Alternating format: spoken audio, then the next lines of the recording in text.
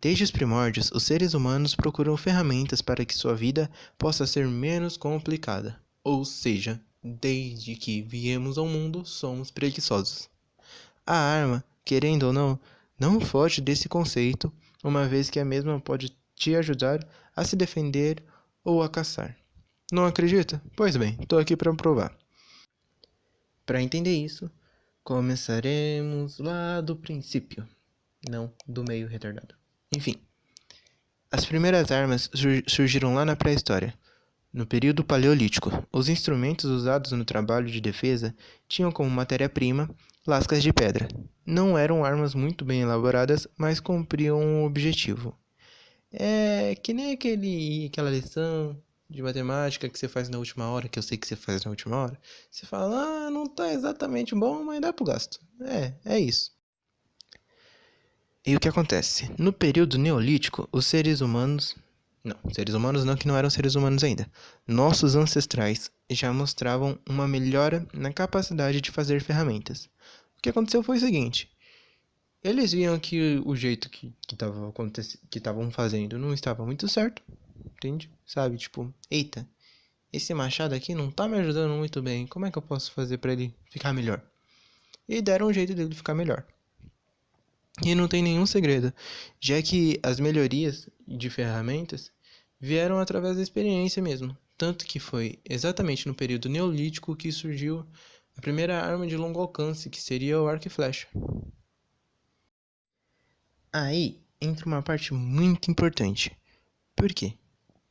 É muito importante a gente ressaltar que até então os materiais usados para a fabricação de armas eram ossos, tendões, pedras e minerais. Por que isso é importante? Porque, primeiro, além de mostrar que tudo que eles usavam era a própria natureza, isso é muito importante na parte química, pois minerais só são afiados por causa da transformação química e lascas também. Mas não é esse o ponto. Isso é importante porque mostra a transformação para a nova era, que seria a era dos metais. Assim, para ajudar ainda mais, eu recomendo, de verdade, que procurem algum vídeo sobre um jogo chamado Far Cry Primal. O que acontece é que nesse jogo você é um homem das cavernas tentando sobreviver. É um jogo inusitado e muitas vezes ele vai fugir do real. Afinal é um jogo de videogame, tem que ser divertido. Mas dá pra você entender um pouco sobre as ferramentas do homem, principalmente naquele período neolítico, bem naquele período mesmo. Mostra assim não algo real, algo realístico, mas algo que vai fazer você lembrar da matéria, entendeu? Isso me ajuda. Aí, dica de memorização. A idade dos metais foi quando a gente começou a usar as técnicas de fundição. Ela se estende bastante, tendo até 3 fases, mas eu vou juntar ela mais a história antiga e a Idade Média. A Idade Antiga e a Idade Média, para tentar abranger mais as lâminas usadas e as armas também. O que acontece é o seguinte: embora esse seja um processo de muita transformação, a era do metal dividido cobre, bronze e ferro, ainda assim não é tão importante para a evolução das armas. Sendo assim, se a gente junta a Era do Metal, a Idade Antiga e a Idade Média, a gente tem mais conteúdo e mais coisas para falar sobre. Como por exemplo, vocês podem ver aí a diferença que a cultura causa na hora de forjar as armas. Você pode ver a diferença de uma lança chinesa, uma lança coreana e uma lança japonesa. Você pode ver a diferença de um escudo medieval europeu para um escudo romano.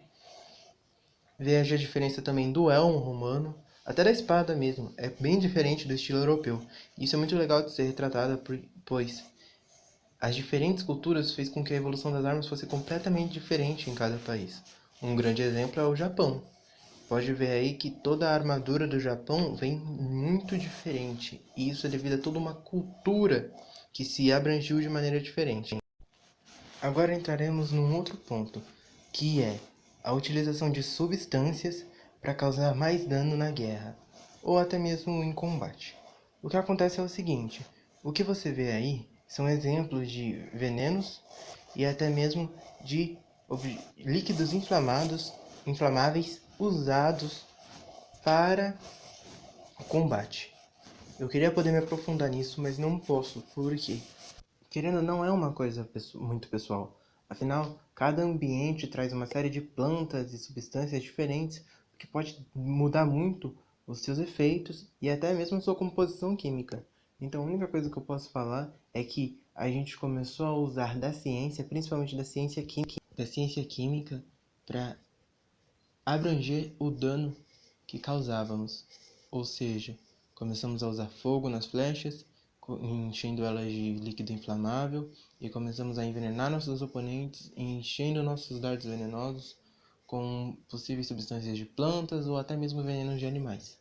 Então, para resumir, até agora vemos a química de fazer o ponto de fusão do metal para moldá-lo como bem entender e para atingir o oponente biologicamente. Agora a gente parte para uma evolução da ciência chinesa, quando os alquimistas descobriram que a combinação de carvão, enxofre e salifre fazia o que chamamos de pólvora, que nada mais é que um componente inflamável extremamente fácil de ser controlado. Começamos a usar isso em festas e rituais religiosos, mas em pouco tempo aquilo já tinha se transformado em arma, dando origem às primeiras granadas e coisas explosivas na guerra. Aqui a gente já tinha os primeiros projéteis lançados com o impacto da combustão da pólvora. Isso foi ideia principalmente dos chineses, mas logo os europeus conseguiram descobrir a pólvora também, e isso muda completamente a figura do mundo, pois começamos a entrar na era moderna, onde já temos as armas que nós mais nos simpatizamos. Foram aqui que começaram os rifles, sabe? Aqui a gente vê mais perto ali da época dos piratas, dos ingleses, sabe? Que a gente vê em filmes, que a gente vê até em jogos como Assassin's Creed 4 e o 3. Aqui é onde a gente fica perto, a gente fica nesse período da história. Armas fazem muito barulho, são difíceis de ser carregadas porque precisa toda hora de pólvora. E aqui começamos a transformação para um mundo mais perto do que a gente conhece. Aqui a gente ainda tem tiros de muita potência, mas que são muito difíceis de ser recarregados. Em contrapartida, a próxima etapa de evolução de arma muda completamente o jogo. Entramos agora nas guerras mundiais, e eu apelidei carinhosamente de êxtase da criação. Porque aqui a gente tem um maior desenvolvimento bélico que nos deixa mais perto do tempo atual. O que acontece é que aqui simplesmente acabou completamente espadas, agora é só tiro. E não satisfeitos com isso, evoluímos para armas químicas, então criamos gás venenosos, criamos o lança-chamas, que, embora não seja uma arma química, é uma arma que parte do princípio químico para criar a combustão. E nas nossas piores condições, criamos a bomba nuclear. Por que essa ênfase no piores? Porque mostra o quão ruim um ser humano pode ser com um outro. Porque, embora seja um grande marco na ciência, causa uma destruição inimaginável e as cidades que foram atingidas pela bomba nuclear sofrem até hoje. Porém, continua sendo um marco da evolução.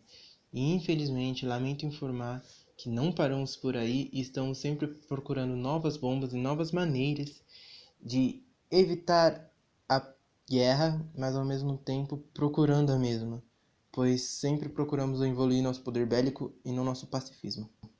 Então é isso, eu fico por aqui. Eu quis trazer algo mais informal, tipo uma conversa de bar. Brincadeira, professora, eu nem sei o que é uma conversa de bar.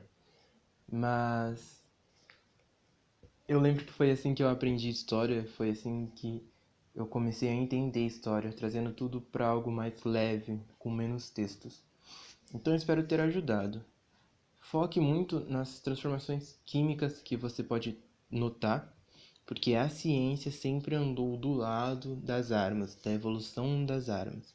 A gente vê quando a gente usa o ponto de fusão do metal para fazer nossas lâminas, quando a gente usa substâncias para inflamar algo ou envenenar alguém, ou até mesmo nos casos do gás venenoso e da bomba nuclear, que foi os últimos que a gente viu. E a pólvora também. Não se esqueça, é extremamente importante, porque esse é o que a gente mais vê e é o que mais nos cerca e é o que a gente mais lembra também.